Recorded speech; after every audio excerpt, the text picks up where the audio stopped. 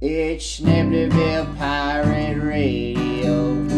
Hear them radio waves aglow. Yo ho, yo ho, yo ho, yo ho. It's Schneblyville Pirate Radio.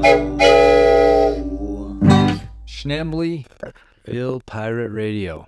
My name is Beau Mackenzie, and I am a Schneblyville pirate. And I'm a pirate because I just got some gold in my teeth. I got one gold tooth, right? And you want to be a pirate, you gotta get some gold in your teeth.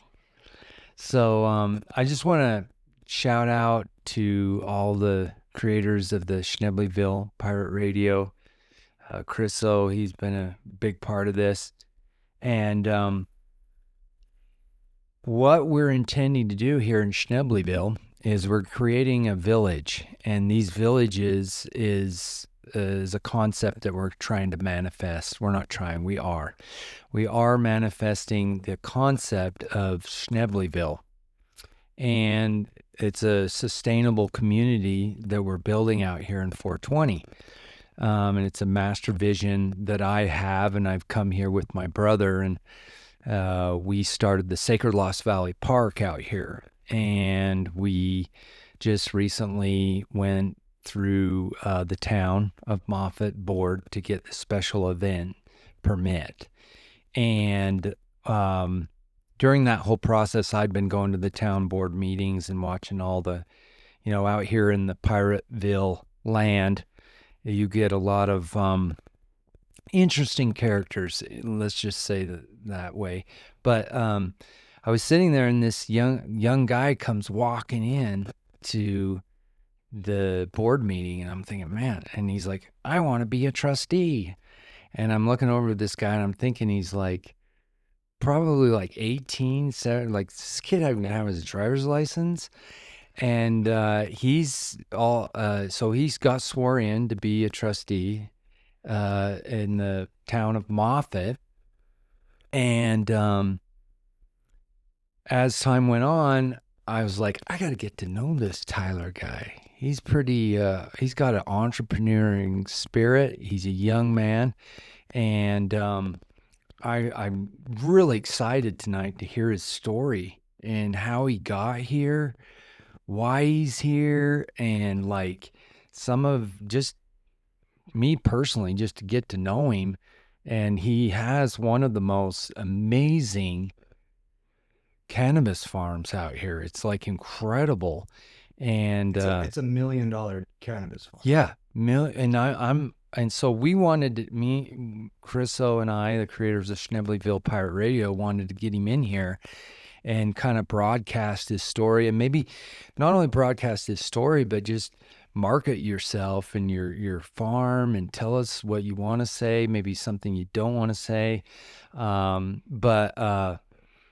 Yeah, Tyler Opperman, right? Is that how you say Opperman? Okay, cool. So Tyler. So I met Tyler, and he helped me. And I just want to say, like, he was a big advocate for us and what we're doing at the Sacred Lost Valley Park and getting us the special event permit through. And so I was really grateful to have an ally on the board at the town. It's always funny how people meet too, because like I met Tyler where he was like, this is not exactly what he was like, but it was like, yo, are you supposed to be here on this train? Dude, what are you doing on this train, my God? And I was like, don't tase me, man. And yeah, because like they didn't think I was like had the right to be here, but Whitney had given me permission, and so like we all and then we're like, oh, okay, and then we just in my innocence, the intention behind the podcast is we're trying to recognize the people of 420 and really honor the pioneers that created this place. I mean, it's phenomenal. The story needs to be told. And in my innocence, we don't all get along here in the 420. And so there was certain things that have gone on that people don't get along. And in my innocence, I wanted to bring them forth. So I was told. So We're renegades. We're pirates, and pirates fight among themselves. And we're always shooting guns, and someone's losing an eye and has to get a patch or a gold tooth or something. But we're renegades. I have a couple convictions. I feel like all the people that were ever convicted of any kind of felony or charge was ostracized to 420. And so I'm amongst my people. And I just really, so I just want to set the tone for our podcast that we are honoring and and not only the people here in 420, but we're going to be bringing in some big heavy hitters behind the scenes with my business partners, with Glowcoin, Mac Financial, and some of the Bill Althouse, just to name a few. But we're going to be talking about how we're going to be developing this town and how we're going to be. Without further ado. Yes, without further ado, Tyler. Yeah, so I guess I'll start, from the beginning of me coming to Colorado. So where were you born? I was born in Waterloo, Iowa. Oh, Iowa. So yeah, okay. I was born in Iowa, and growing up, I believe I was like 14 at the time.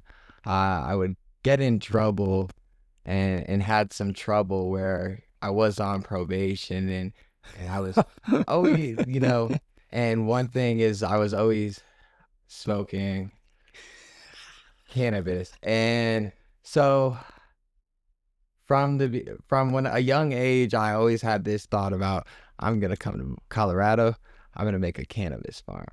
And so I think I was 20 at the time. And this is actually it's a really good story about how I got here. But I called one of my friends and I was like, let's move to Colorado. And she was like, what? And I was like, at 14? No. Oh, That was like, okay. kind of try, I guess. I'm trying to give the back. No, wait. How old are you, Tyler? I'm 24. Okay, so he's 24, folks. Okay, go ahead. So when I was about, would have been 19 or 20. 19. I called one of my friends and I was just like, let's move. Okay. Like, let's go to Colorado. And my friend kind of was like, what? And I was like, I'm serious. But she kind of was wild like me and okay with it. So we actually had a quarter in our hand and we were like, tails, we're going to Colorado. Heads, we're going to Florida. Whoa. And That's high stakes. Wow. That's high stakes. so yeah, that's this quarter, and it landed on tails, and so that we came to Colorado. Wow. So I got in my car. I mean, I probably had like $100 in my pocket, plus what it would take for gas, and we get in my car and we come to Colorado. So I came here to Colorado, and I was sleeping in my car for a long while. Wow. Because I knew that Where were you sleeping in your car? In Denver? in Colorado Springs. Oh, Colorado Springs. Okay. So I was sleeping in my car in Colorado Springs, and I was like, I need to somehow make this all work and figure it out. So I ended up getting a job as a security guard. Did that feel like a cop at all, or would you just feel like, yeah, was it Security. No, it was like the security world. Like from 6 p.m. to 6 a.m., I just sat there at apartment buildings and construction places just watching. Oh, okay. Nothing ever happened. You were like a mall cop, one of those dorky mall cops. You were like Yeah. you were like the security for nothing. You're just like in charge of making sure that nothing like stayed under proper behavior. Yeah.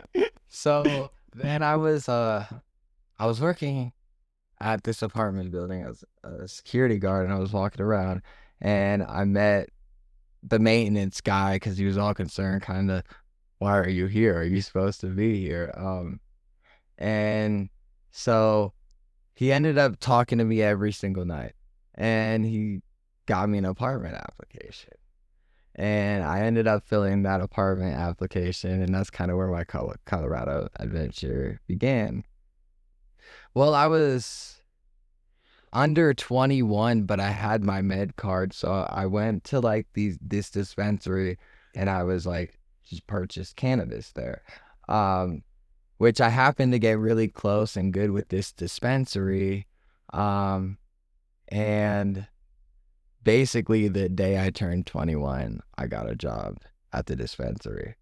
Nice. All right. It was, You were already like in with them, and then it was Yeah. officially okay. Wow. yeah, and I started working back in the grow, and eventually they just wanted me to come up and work in the front. So I was a bud tender. We had a grow lab and store. It was a guy I worked for down in Colorado Springs. Things ended up kind of slowing down. They got rid of employees, and I ended up getting let go from that job. And then I jumped in and worked at another cannabis spot. There's like always work in cannabis. Like it's like, Yeah. not hard to find. But was this something you really were passionate about and you loved? Or Yeah, was it so- just kind of like it fell in your lap? Hey, I like weed, but So when I was younger, I had really bad anxiety. Had a counselor. I had a therapist. All of that kind of a thing where they were constantly giving me all kinds of different meds. Where I remember one time me being committed in a hospital and trying to run out of a hospital, like all because of how these meds were affecting me. Right. Well, they ended up prescribing me like Xanax, and they said, take this 3 times a day. Oh no. Wow. And it was to the point where I couldn't function and everything, but I couldn't smoke. So they basically were like, take these meds. Well, I knew that, hey, smoking is the healthier option. Smoking, I don't have these crazy things happen. I feel like I can function. I can feel like all of that. So from a young age, I was kind of like, in Iowa, it's not legal at all, like whatsoever. And I always just thought like, hey, there's a lot of people who benefit from this. And so I always thought that cannabis was good for mental health. So then I'll get into it futurely, but that's kind of why at first when I started this, I was going to do a med grow, but I did a rec grow. But my slogan was going to be focusing on mental health through cannabis. Nice. What was the slogan? It was focusing on mental health through cannabis. Right. The slogan's so nice. I heard it twice. got a little So- Tyler. That's, I guess, what the whole thing, just I guess that backstory on why I wanted to do a cannabis farm. Yeah. I also kind of had the hype of when I was younger, it was kind of a cool thing to do and all of that. But I realized that it helped like a lot of different people. I've been on trips to Colorado. I've seen how it was, and I was just like, this is something I wanted to get into. I had a friend on Facebook that would just post pictures of her working in the dispensary, and I was always like, I want to do that. And so that's a couple months later, that's when I ended up moving here.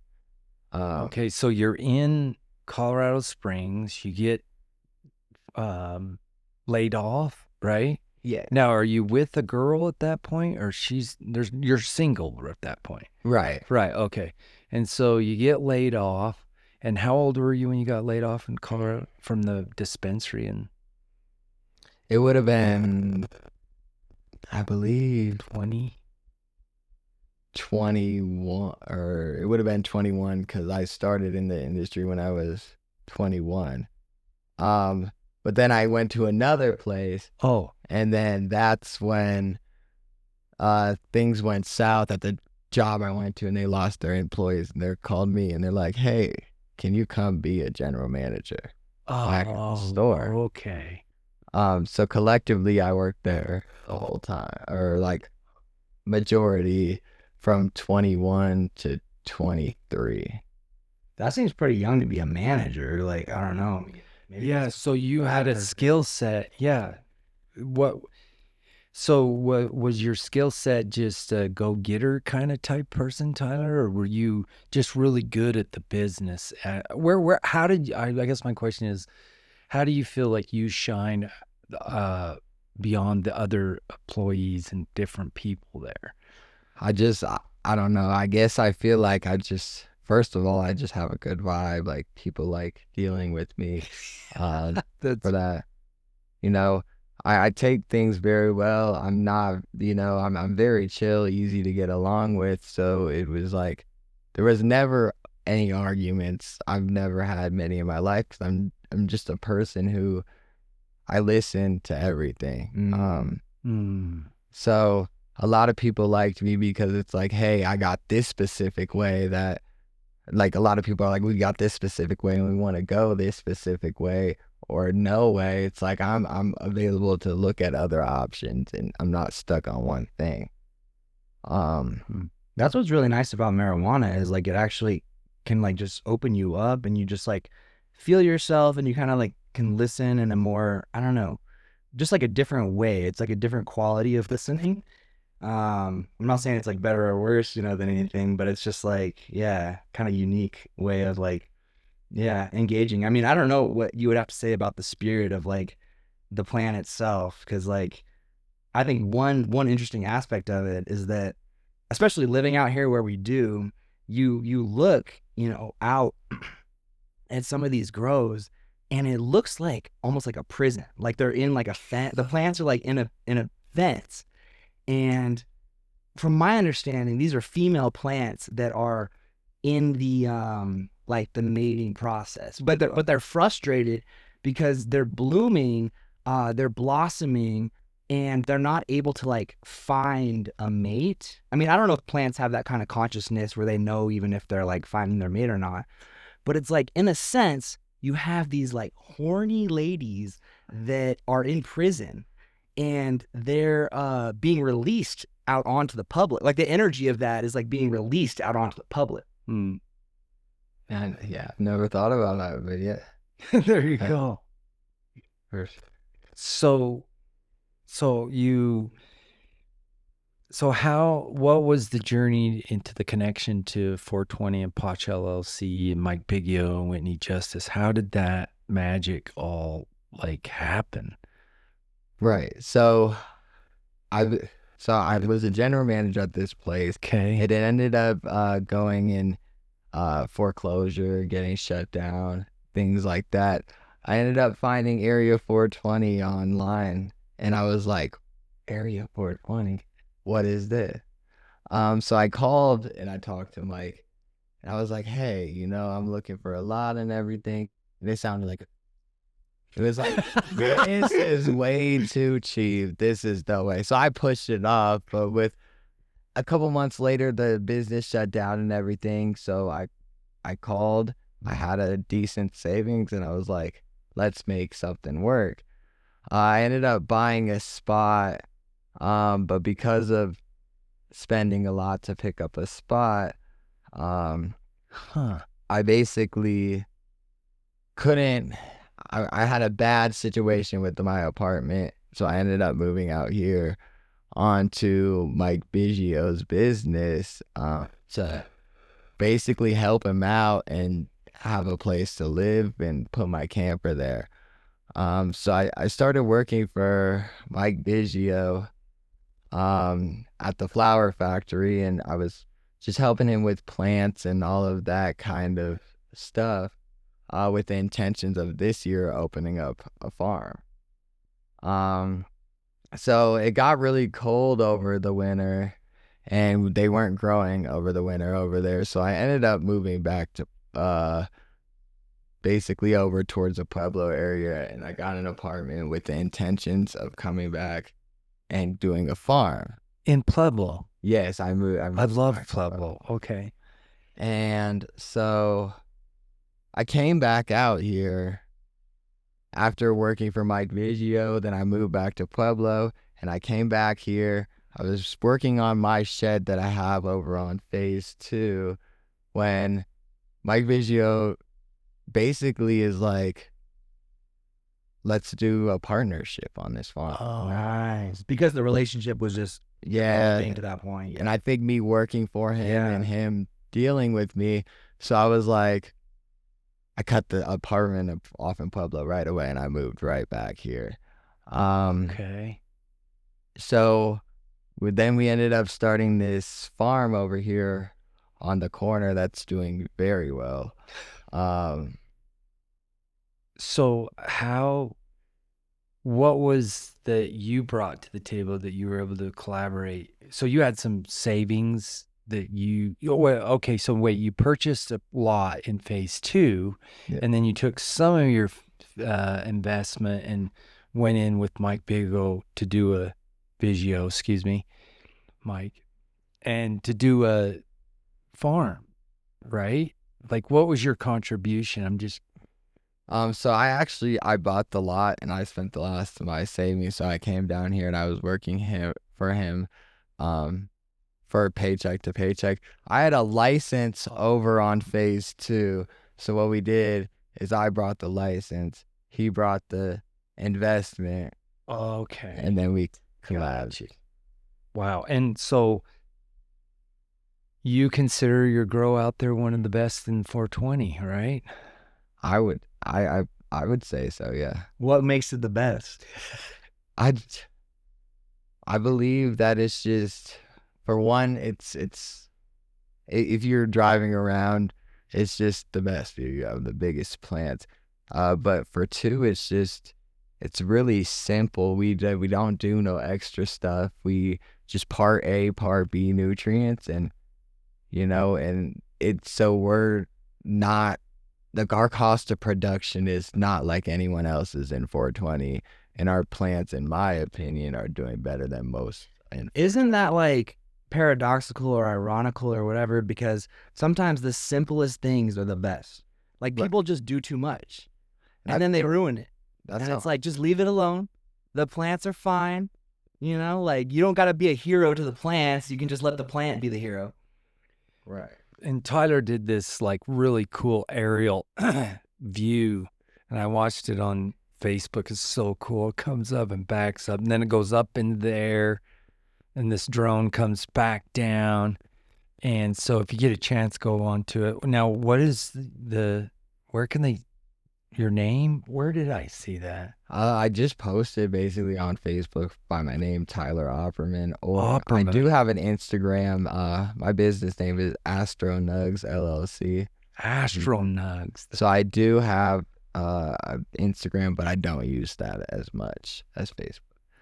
Okay. I feel like what's really cool about your story is that, like, you are now, like, very successful for something that in the past you got in trouble for. Right. And that's very true. This is something that, like, that I continued to get probation violations, and just, it was an issue, a big issue in the past, and the same things that led me to trouble are the same things that I'm The same thing that got me in trouble, the same thing that got me out of trouble. So cool. And that's kind of and we're going to hear a lot of that, Chris, here in 420 that's what the 420 founders it was all about. And I believe back in the day, you got grants if you're a convicted felon with cannabis or marijuana, that you got a grant. And we'll eventually have Mike on the show and have him like explain. He can go into the great detail of like phase 1, phase 2. Are you guys like a phase 3? I know there's it's not tier 1, tier 2, tier 3, where you can have so many plants the first year, and then the second year, and then the third year.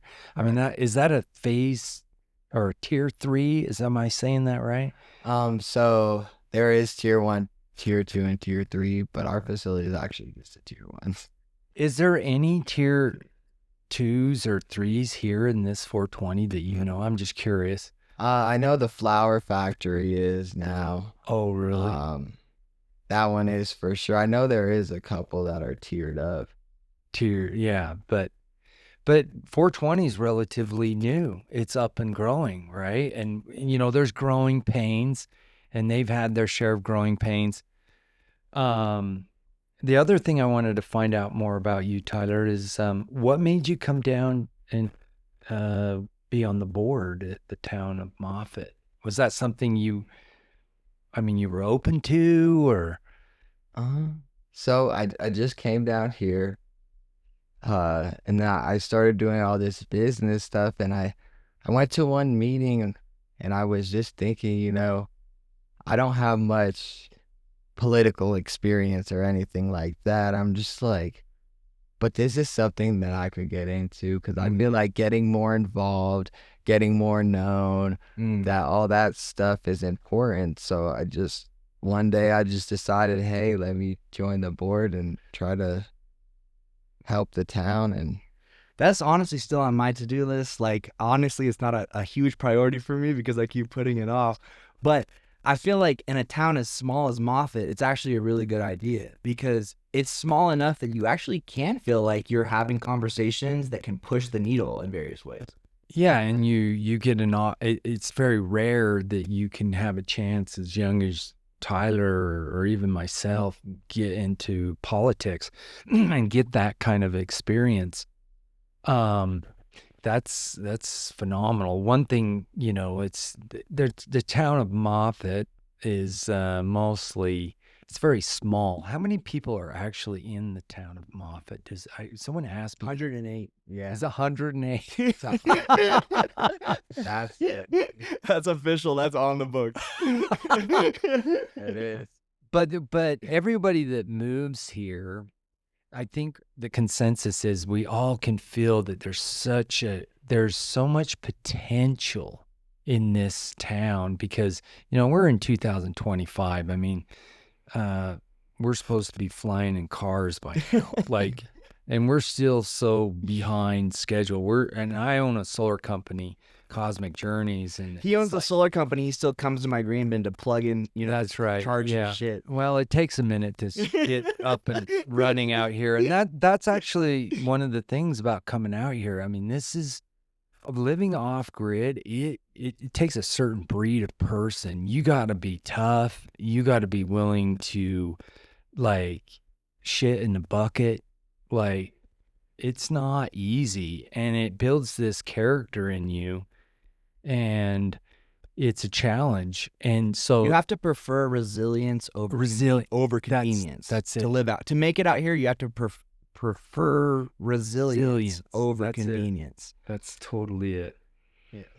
Because there's been times where, we held our first festival out there, Hard Nectar, and it just I felt like the devil himself was coming and just pounding me on it. Well, you're gonna pay, Beau, for what you did. But that was the spirit of opposition. So whenever you're pioneering and you're doing something new, you're gonna get that opposition. And I know we had some issues with the last town meeting. Getting the special event for the Sacred Lost Valley Park, we had a local gentleman come down and start tearing our road out. Right. Wait, I haven't heard this story. He just came and started tearing up. Okay, road this is a with good story, a- Tyler. This is okay. So I just want to premise this story. In order to, we're all insane and we all have problems, but this guy he topped it all. And it made us all be like, wow, my crazy's not that crazy. We all look good. I think I'm a pretty smart guy now. I didn't realize how smart I am. I was feeling it, and I know these guys were feeling it.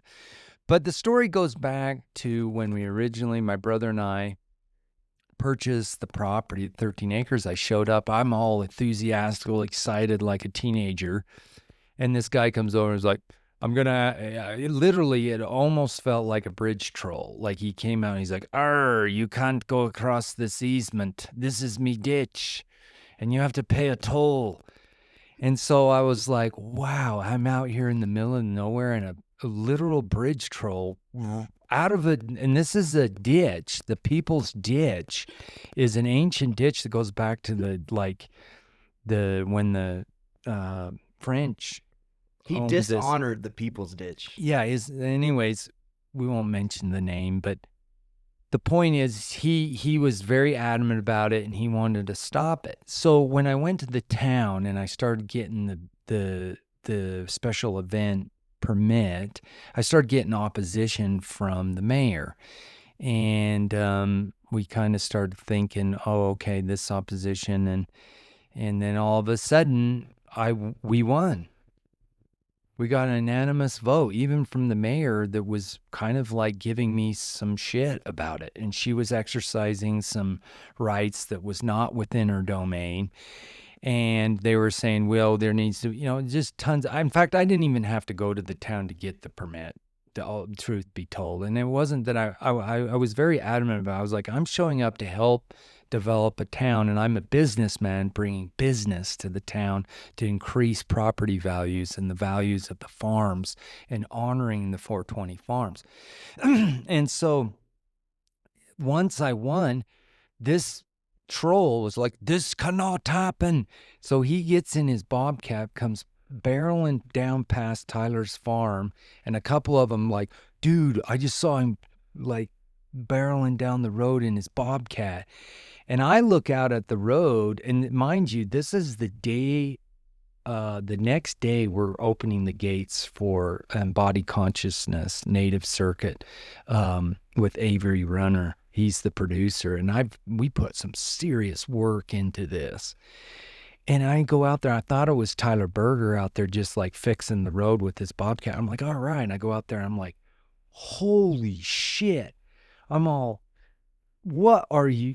And there's some profane, we're going to have to swear on this podcast. I don't know. It's like, I could bleep it out. Yeah. It's like, holy fuck. I'm like, what? I'm like, what the fuck are you doing, dude? I'm like, and actually, in all honesty, I wasn't really that mad, but it was like one of those opportunities to get pissed off and you can yell at someone. So I was like, fuck yeah. I'm like, fuck, you're an idiot.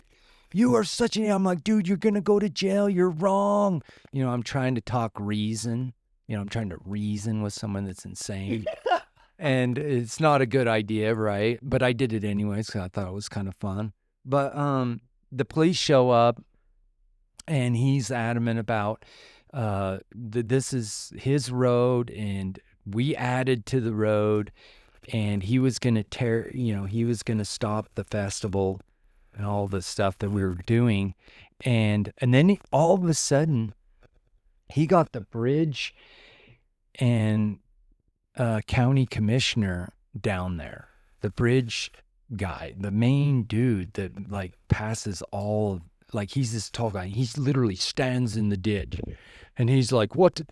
And this man just basically says, this is my ditch. And he says, no, this isn't your ditch. You have a water right. And this easement is to code. There's a culvert. The water can go through it. And mind you, there is no water that even goes down this ditch. So it just starts becoming insane.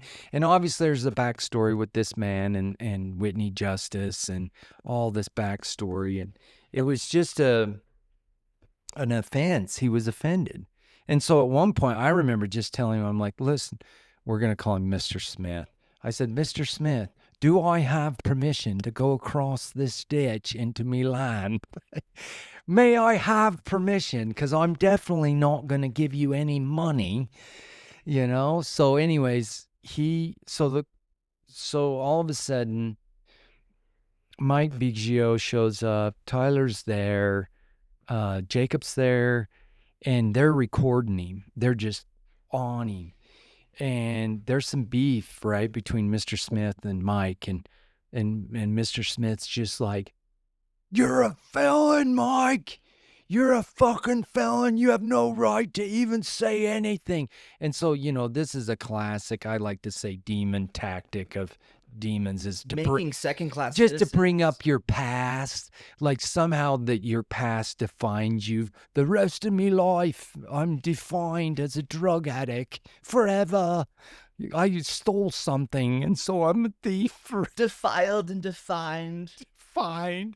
The scarlet letter, it's on my back. I'm a felon forever. It's on my back. F you. So it's like, so he's yelling. I'm like, wow, this is getting insane. So more cops start showing up. Now, this is the cool part I wanted to tell Tyler about me having the permit. I'm like, I have all the official documents that I could share with the police officer, who I was, what I was doing. I got a special event permit from the town of Moffat, because they're looking at me like Rambo First Blood, like, who are you? You know, the cop does the classic, I don't know who you are. There's no way I could discern that you're anyone of importance other than a thug. You know, that kind of energy. And you just look at them in the eyes and you're like, and it was kind of disheartening. I was like, oh, the class, and it was a little woman cop. So I was pretty forgiving. I was like, here's this, I'm the landowner. Here's the special event. Boo, boo, boo, ching, ching. And then they went over and talked to Tyler and Mike. And of course, Tyler's like, yeah, I'm a trustee at the board of the town. It just got worse and worse. And then Mike's like, I'm the owner of the road, folx LLC. And then it's like, it just keeps getting worse and worse. So we're not looking like a bunch of like renegade thugs. We're like legit. yeah, Like totally legit. you're backed by reality itself. Yes, and the police officers, some of them already had knew me before at another festival, so they knew Beau, and they were just like, and then once he talked to the Bridge County guy, the guy's like, no, Mr. Smith, this is not your road, and it's illegal what you're doing. And then the police officer's like, she's like, okay, I've heard enough. She's like, get the Bobcat, put this dirt back right now or I'm arresting you. Yeah. No, he says, if you don't put this dirt back, I'm arresting you. So you can arrest me then. What an idiot. I mean, at that moment, I'm like, I forgive everyone in this entire valley of ever being an idiot, because this is the biggest idiot I've ever seen in my entire life. All he had to do was get the Bobcat and go and put and so I was like, Mr. Smith, I was like, if that dirt goes, if someone falls in the ditch, it's your fault. I could see it in his eyes. And then he had a couple little cronies. It was kind of funny. I came running over and they were getting scared. And one looked like a little Oompa Loompa man, and he had a little jumpsuit on, and I startled him, and he rolled. He fell, and he fell in the ditch. He rolled down into the people's ditch. I was trying not to laugh, but then I was like, holy crap, that's some funny shit. This is Oompa Loompa falling. So anyways, the saga of this gateway. So it was a major win. Even though we didn't have the attendance that we wanted at the festival, that in itself was a huge win. Huge, gigantic win. You can't stop the festival. You can't stop Schneblyville by digging it a hole. That's not going to stop it. Guns are not even going to stop it. We had a woman show up with a gun. Oh, yeah. And she still has her real estate license. She shouldn't even have a real estate license. No, that was... But they don't even fight it because it's not worth the energy of fighting it. What? Dude, really? She should not... She is a real estate agent that brought a gun and, threatened us with it when there was no need to escalate to that level. And that is grounds to lose your real estate license, but she still has it because people are just like, it's not even worth it with the system to fight it. Yeah, they did that. I don't know the end. I heard they kicked her out of Crestone. Maybe. She was causing problems, but yeah, but this is the whole thing, that story in itself. This one, now it's cleared out. Now it's green light. We got freaking green light. That's how I feel, because we can now hold concerts out there. We did all the sound mitigating as we could. We put a berm up.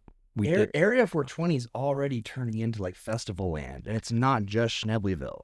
Right. There was a festival going on in phase 2 while we had my birthday party last weekend. Oh yeah, what? So there's like we already have multiple festivals like going on out here, and we don't even interfere with each other. Like I didn't hear them at all. They didn't really hear us. It's like, Oh yeah, we have the space out here to like really just like that's people that want to live a festival lifestyle because you like music and you like dancing and you see the value in that can just live in an area where you can, in walking distance, can be dancing and listening to music. yeah. I mean, it's perfect, and you got all the marijuana you could ever want across the street To support the experience. No, marijuana you could ever want to party with. So, wow, Tyler, yeah, cool, man. It's nice to meet you, and come on the podcast and now, do you want to? So, what's your master future? What's your goals? Like, what do you see in the future expanding? What do you want to? You know, I'm not even sure. It's been a long way, so it's still going. But I would like to see Moffett, you know, or the area just get more people, get more popular, and Yeah. do more businesses down here because I want to help be part of the change of around here coming up. I think if you're a gambling man, like you would say that it actually will be going, like the value, the population will be going up. It might even become more tropical here. I don't know.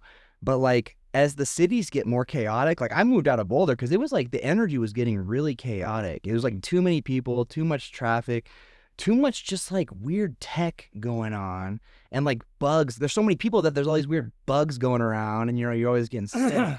And so like I just feel like there's going to be more and more people that are like, this feels insane. Like I want to go into some more spacious, living. And there's also the possibility of having a huge like debt jubilee where like everybody's debts are just cleared out and like you're even getting money like once a month, and like hopefully it doesn't come with like catches, like having to get a digital ID or getting like I don't know where to draw the line right now in terms of like, okay, I'm not doing that because that feels like selling my soul, and it feels like a artistic, like if you don't value artistic integrity, then I feel like, yeah, you'll sell your soul to all sorts of things. But if you do value artistic integrity, then yeah, you're going to maintain that integrity no matter what. And if we do have like a way where there's a bunch of money released like soon, like that's the only problem out here. Like from what I see, there are so many ideas and there is so little money. And if there is a flip that a switch that gets flipped, then we are able to like do all the projects we want to do. Yeah, we'll be sitting in the front seat. I'm convinced 100%, just knowing my own personal path on my own timeline and where I've been so far. Yeah, this is destined to be, we're in the front row. We have the front row seats. The things that I know, that are coming forth just through my channels of associates and what I've been able to, there's some big financial, and there's some fun things I want to talk to you about, Tyler, too, about doing it, and Mike, and and we really want to like Tyler to be the mayor, and I'll be his assistant. And I'll be this wise guy in the back, just like, and Tyler can be the young mind, and I can be the wisdom. Tyler can be the official mayor, and I'll be the unofficial. Schneblyville mayor, yeah, and I'll be dancing out there like a stripper, yeah. So, it's just, but really at the end of the day, this really is about freedom and about sovereignty. And that's really what I always wanted my whole life. I'm 49 years old, and I was sitting there about a year ago, and I was like, what is it I was always aiming for? It was my freedom. Just to be myself and not be judged, and just to be able to have the sovereign right to do the things I want to do. I mean, we want to activate a racetrack down the road and do like Joe Dirt old car racing, shooting guns. I mean, it's going to be a hoot. And that's real freedom, because that's how I grew up when I was a kid. I mean, I was just like, I'd jump in an old beater car and go about 80 to 100 miles an hour down a dirt road, just flying, and shooting a gun out the window. And that was, what I'm coming back to here. So this reminds me of my hometown where I grew up. Yeah, the money, I believe, is coming. The only thing I believe that could stop all of this is if and this is why I want to tell Chris, this is why this podcast is so important, is that we get along, that everybody gets along, and that, that we're all on the same page. Because if we unify and we come together, Tyler, and we convince Whitney and Mike, and because I believe Whitney loves this. She's kind of our Saruman, the all-seeing eye over 420. Space mom. Space mom. She's our space mom. And she's no nonsense. I mean, she's intense, but she loves this. I know she does. And I know she wants us to succeed in our endeavors and to take it serious. And I believe that the ones that are here are taking it serious, and we've shown up, like Tyler's shown up and showed interest and took direction. And so if we do that, we listen, because once the information starts disseminating and we can listen to what's being proposed, and then we'll be able to then it'll be sustainable, because what we have here, we actually can create a sustainable community, and it's sustained by outside resources, and it's sustained by attractions. And that's what the Sacred Lost Valley Park's all about, is we want to put attractions out there. And speaking of one of the attractions is we're hoping to get a Buddhist stupa out there, and for the RV park. Let's get every different kind of attraction we can have. Yeah, we want, that's it. That's it in itself. It's not just one. And that's kind of my journey. I kind of consider myself the man of many religions, because I'm really good at navigating religions. And we want to capture that, because if we can capture those religious factions or whatever, all those there's different things for different strokes, right? So the people will come. Hopefully the train cars stay here. I know you guys want to move them, but my plan was, this is the 420. I actually have some hot information on that I can't release publicly right now. Okay. But don't worry about that. Okay, got it. Anyway, super excited. We'll just let whatever. But yeah, Chris is right. The funding for the pirates out here in 420, we're praying, dear Lord, that you bring us the abundance that we can fulfill our dreams out here, and we're not forgotten. The people that were felons or misfits or rebels or scapegoats as a kid, all that stuff, like weird, different, odd. Like, that's my people. I'm the way shower of all the odd, weird, kooky, autism, wacky, weird laughers, whatever it is. That's me. And so this is my... It's a very, autistic friendly community. Yeah, it is. And we don't all get along. Sometimes we're kind of weird and kooky, and we got Colin's farm. Oh, we'll have Colin come in. Yeah, and... Anyways, is there anything else you want to say, Tyler, about yourself, your family? Well, I mean, I wanted to go more into the big pharma thing, if you're open to that, because I also had that where I had to deal with being on those medications and stuff, and it was literally just for being myself. I was just I'm sorry guys, I thought I was just being perfect and being myself, and I don't mean perfect as I think I'm better than anyone, or that I'm somehow I don't have make mistakes or whatever. But I just mean I'm already myself, and I'm already being myself, and I'm already, gonna continue to be myself. So it just sometimes felt very disingenuous to have these doctors who they're pretending that they know more than they actually do. It's a facade. And then they're in bed with these companies because they're making so much money off of prescribing certain drugs to people. And a lot of them have never even taken these drugs themselves. And like, you know, now there's the psychedelic, you know, medicine movement, which is awesome. And like those, at least people, like, I don't know what's going on. I think they should be required to like experience the medicine themselves before they like give it to anybody. Because if you're not like, you know, using the same stuff that you're giving someone else, like you especially have no authority or basis to be trying to control that person. Like you literally have not even like, you haven't experienced that yourself. So why do you think that it's right for you to be like imposing it upon someone else? Right.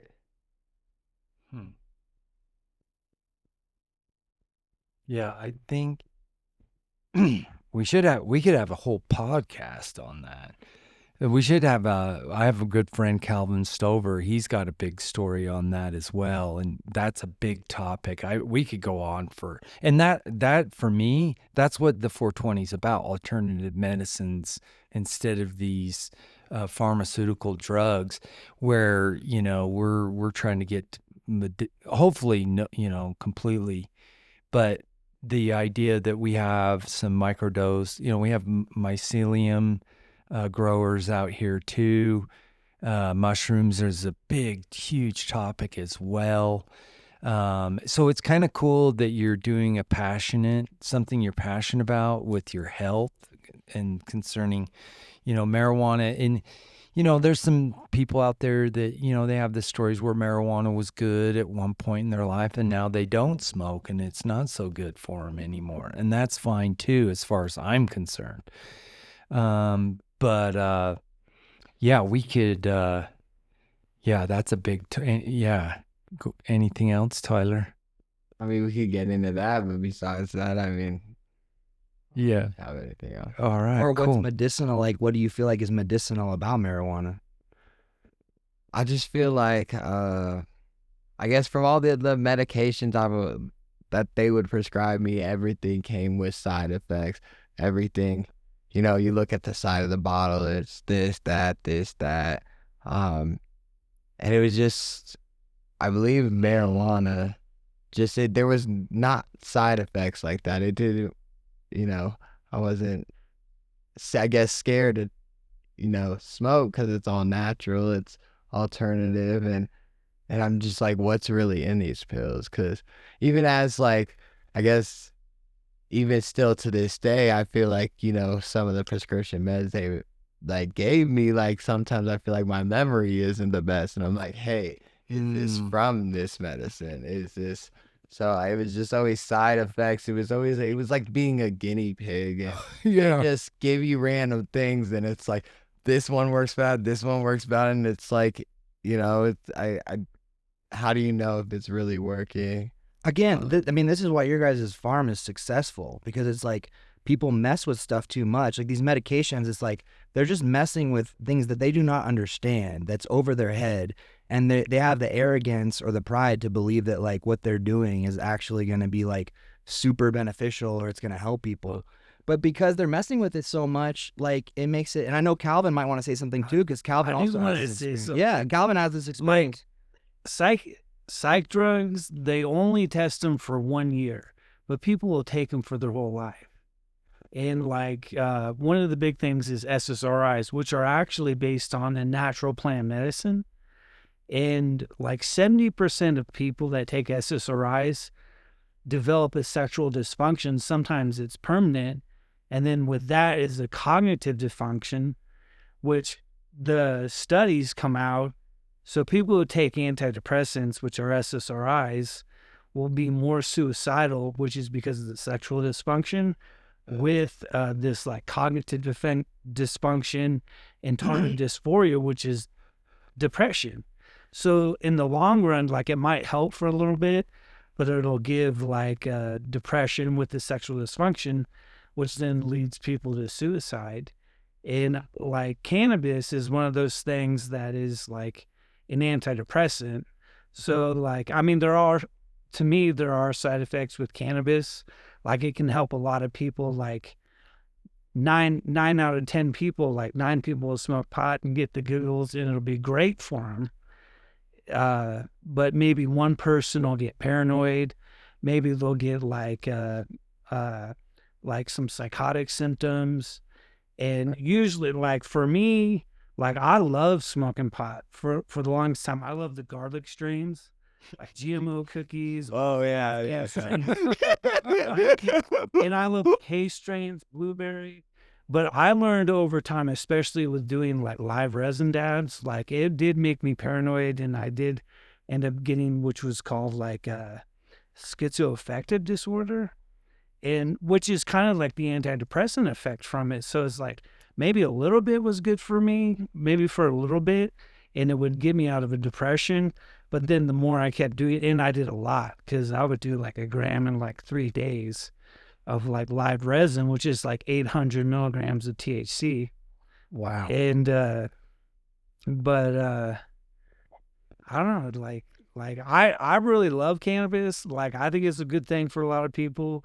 Like I don't use it anymore, but you know, for the 9 out of 10 people, like if it can help a lot of people with their mental health, especially anxiety and depression and like pain and things like that, like I mean, like it's for, and that's all about, like when it comes to medicine, like that's what it's about.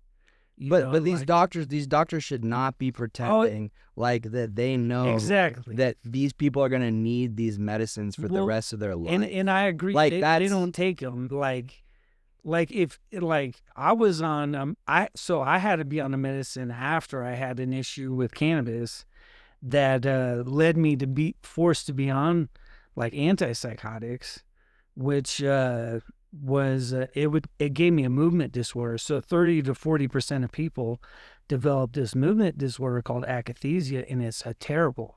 It's worse than the side effects that cannabis gave me, or schizoaffective or whatever.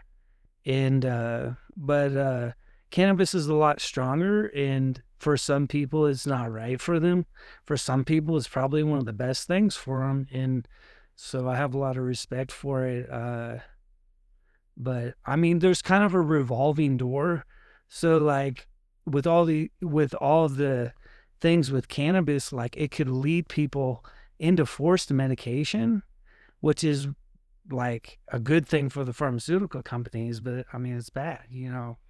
Like, and I think the real problem is that people are addicted to identifying with these things, like, oh, I'm schizoaffective, I'm bipolar, I'm schizophrenic, I need to take medication for my whole life, or like I'm Republican, I'm Democrat, like, no, I'm this, you're that. It's like the primary addiction is to identification itself, and it's like, get over yourself. I mean, you don't have to identify with a label. It's just like, for me, is it like it made me like, well, to use the label mania, which is just like you feel really good. You're like, and then a lot of times with that, like anger will come with that. You have a lot of desire. And then on top of that, I had some like delusion that, so I had to stop. And like, I think it's important to know, like, if anyone does have that issue, like, it's better than not have to take medicine. Like, if you do have to take it for a little bit, or like, it's better to just not take it, but it could last like 1 to 2 years. But if you're one of those people that does have that issue, and I was just one of those people. And there are ways to supplement, like, you know, to get off these medications, like Hardy's Nutritionals. I took Hardy's Nutritionals, daily essential nutrients. They are not paying me, but that is what helped me get off of these psychiatric medications. And I had to research that myself to like even come across that, and to like find a doctor who's willing to work with me to like get off of that. And it's been like 5 or 6 years now that I have not been on any of that stuff, and I've been fine. Like, I've been fine the whole time. Right. And that's something that needs to change. Like, doctors, like, I agree with what Chris was saying. Like, doctors that don't take the medicine, and the way that they're taught in college, in med school, is like all from the pharmaceutical companies. And like, I've experienced many psychiatrists that like, they just know the book work. They don't really know the ins and outs and what it's personally like. And like, there's no innovative like realization with like how the mind and mental health really works. And like, really, like, what these psychiatric drugs are doing to us is like insane, you know? in like Calvin, I just want to say I'm really glad you're here, and I want to hear that rap verse that you had for it. oh yeah. Yes. I'd like let's hear to. it. I'm not a big rapper, but I did this for Area 420, and I Schneblyville. came up with this. Let me see if I can bring it up on my phone. And I'd like to do a prayer with green tara for all of the growers out here and all the people that smoke the cannabis that comes out of these grows. Sorry, it's taking a minute to load up on my phone. I had to let that shit go like do. All I need is a train to go choo choo.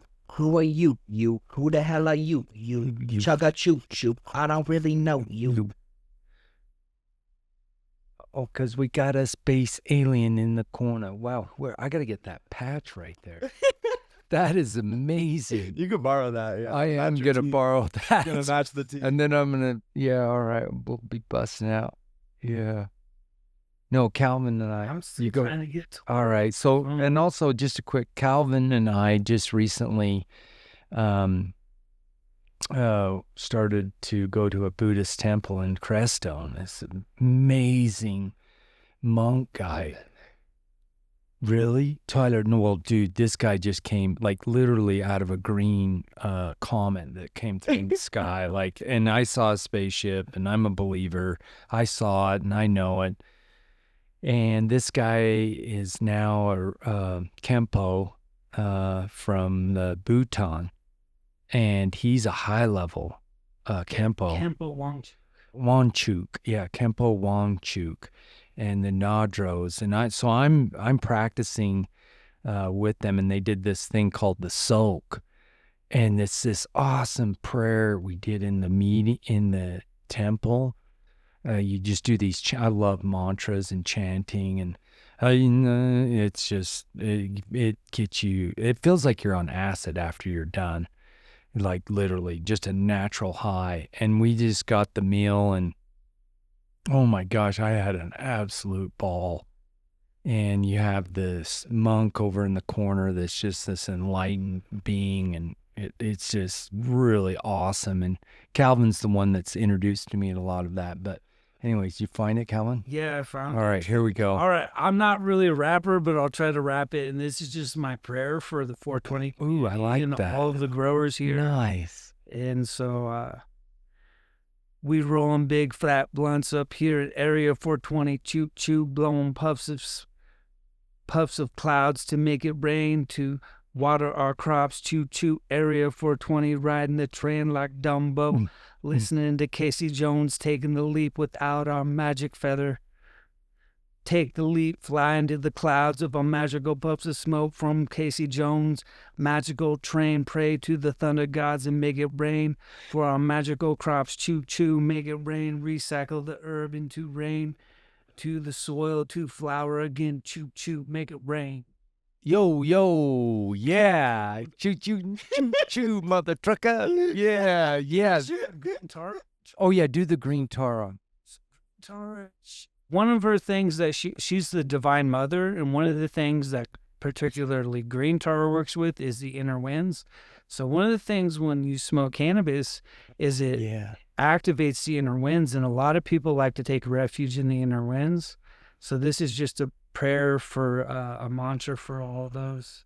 So Om Dore do re zo ah. Om Dore do re zo ah. Om Dore do re mama are your jana bunye bushim guru zo are dare.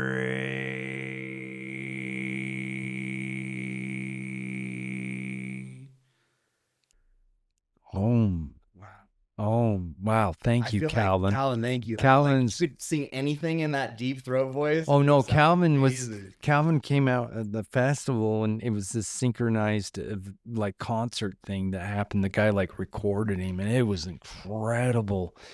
So and Calvin's thinking about being ordained a minister of the monk monastery. So If they hear that, they should just be like, all right. yeah, there you go. We just. You might say you sound a little better than most of us now. I don't know. Just give it to him, guys. That's awesome.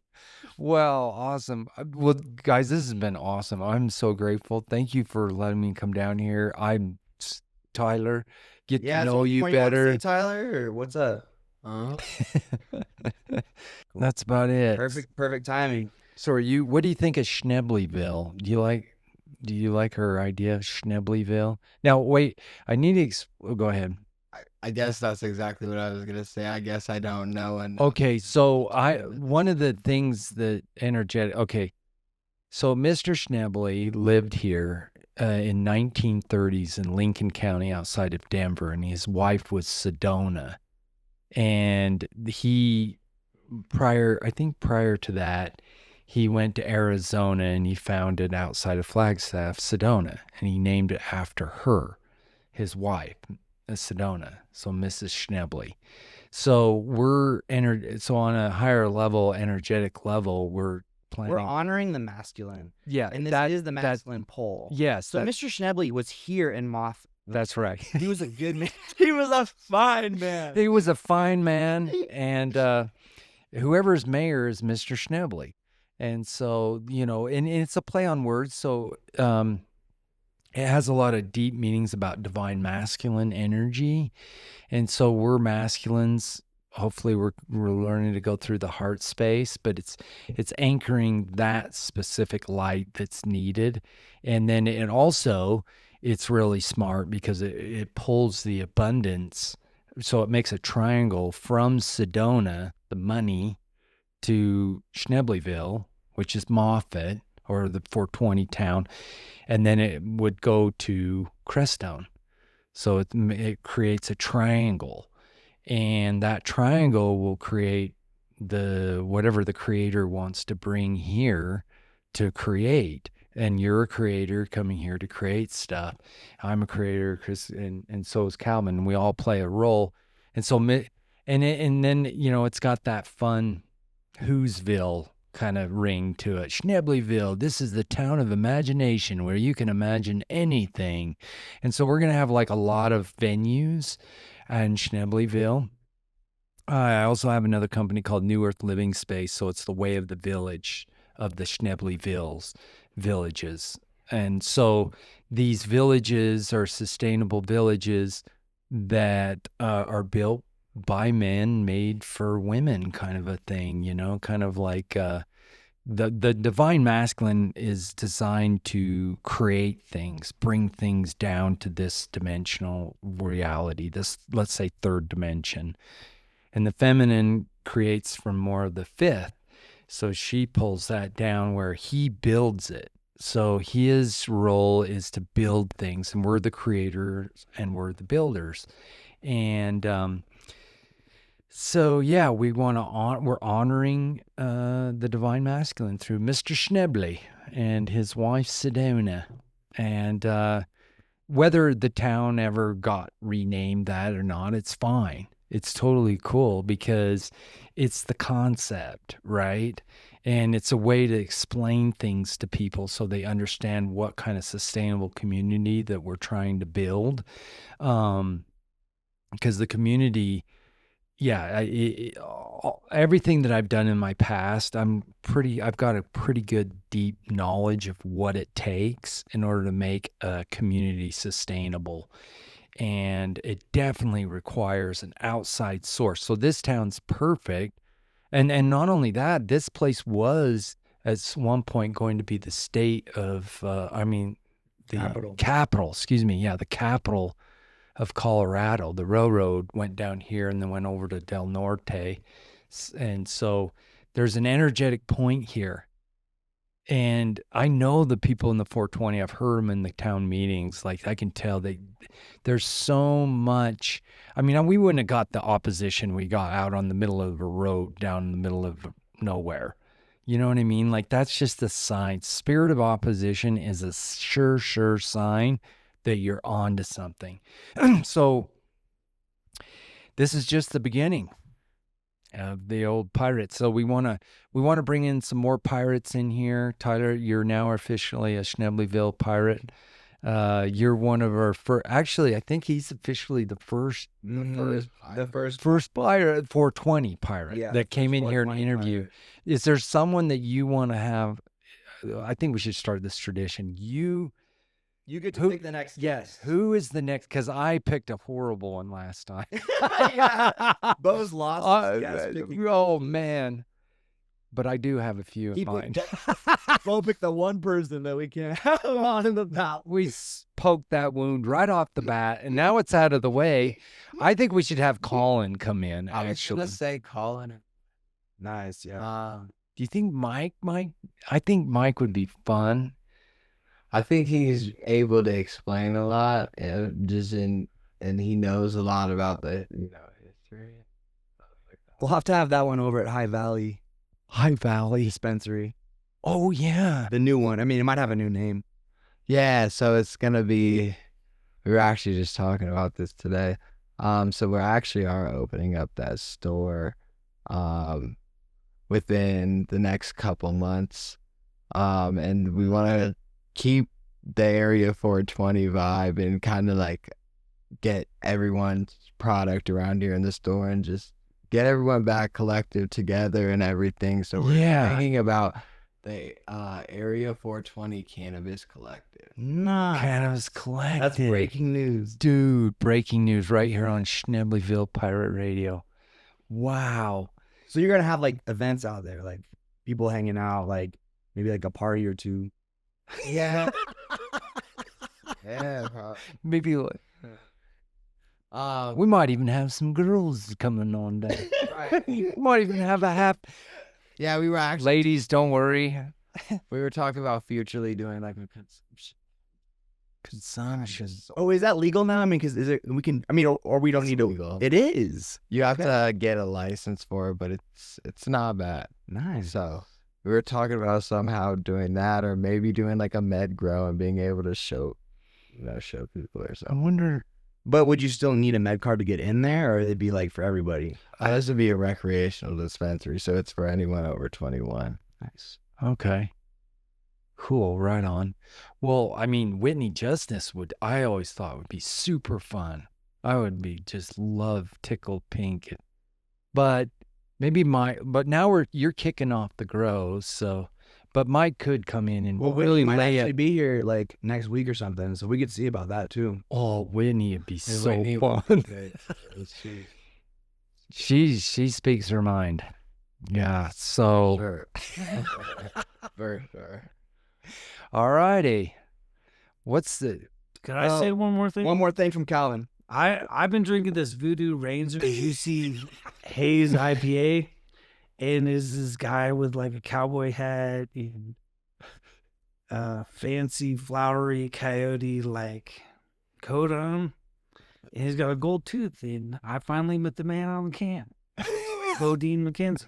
All right, I finally am famous. So, And he's got. So if anybody drinks the juice, it's like Bodine Mackenzie. That's right, and my face looks like a skull. So we are trying this new thing on this podcast where we just start shouting out products that we want to be sponsored by. I would love to be sponsored by June Shine and Liquid Death. If you guys are listening I right now, love Liquid get Death. in touch I've with got me. to back Let's that up. work Liquid something out. Death. A mutually Yes, beneficial Liquid Death. relationship. Yes, I'm addicted to those. What else? New Belgium. Voodoo Ranger. Voodoo Ranger. All right, Voodoo Ranger. I could be on the front cover. I'll send him a photo. Come on down and take a picture. I'll wear that patch and smile, and I'll trim me beard up and twist it. And first one On the can. on the can. Yeah. On the can. Voodoo Ranger. That's great. All right, cool. Signing out. Signing out. Up. Bodine, Mackenzie, Koya out. It's Schneblyville Pirate Radio. Hear them radio waves aglow. Yo ho, yo ho, yo ho, yo ho. It's Schneblyville Pirate Radio.